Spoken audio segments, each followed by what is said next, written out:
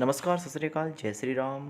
जैसलमेर में सोनार किले के इर्द गिर्द घूमती ये कहानी एक ऐसे डाकू की है जिसके बारे में कहा जाता है कि वो ऊंट जैसे वजनी पशु को अपने कंधों पर उठाकर चल पड़ता था तथा नारियल को अपनी बगल में दबाकर चकनाचूर कर देता था।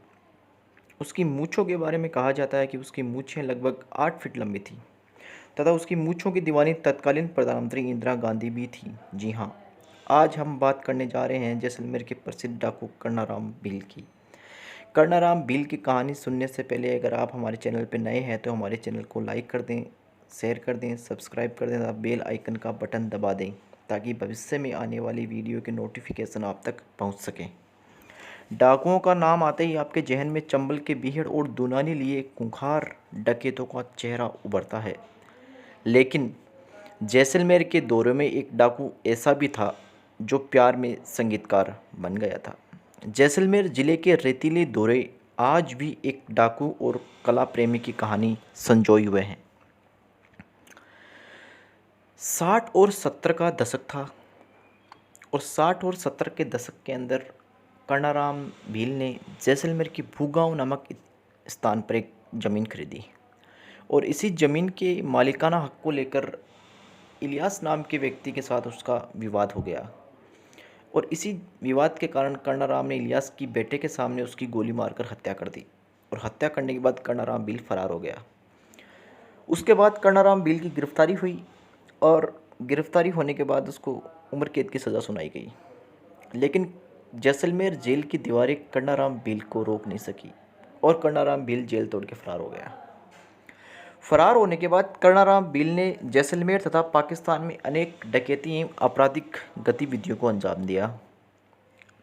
उसके बारे में कहा जाता है कि उसकी मूंछों से ढके चेहरे एवं बलशाली शरीर को देखकर ही लोग डर जाया करते थे।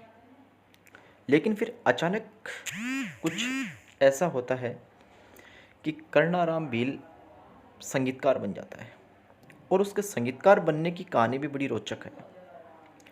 चूँकि ये 60-70 का दशक था, लगभग 80 का दशक, और उस समय अफ़गानिस्तान और पाकिस्तान से महिलाएं नड़ सुनने के लिए आया करती थी। चूँकि उस समय न तो भारत पाकिस्तान सीमा पे तारबंदी थी और न ही इतनी शक्ति थी जितनी आज हुआ करती है। अफ़गानिस्तान की एक लड़की थी लाली, उसको नड़ सुनने का बहुत शौक़ था और वो नड़ सुनने के लिए जैसलमेर आया करती थी।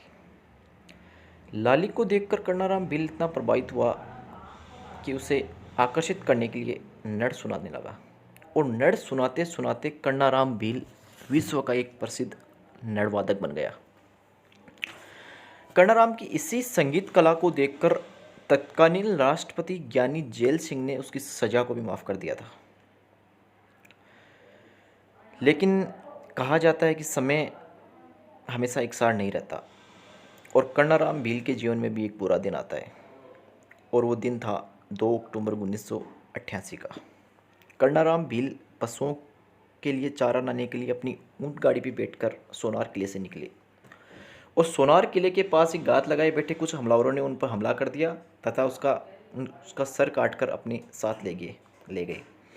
कर्नाराम भील की हत्या में शामिल 2 व्यक्ति पाकिस्तान के तथा 2 व्यक्ति जैसलमेर के थे। जब कर्नाराम भील का सर धड़ उनके घर पहुंचा तो घर वालों ने उसके सर की तलाश शुरू की, लेकिन आज तक कर्नाराम भील के सर की तलाश जारी है और कर्नाराम भील के धड़ को वहीं सोनार किले के पास दफनाया गया।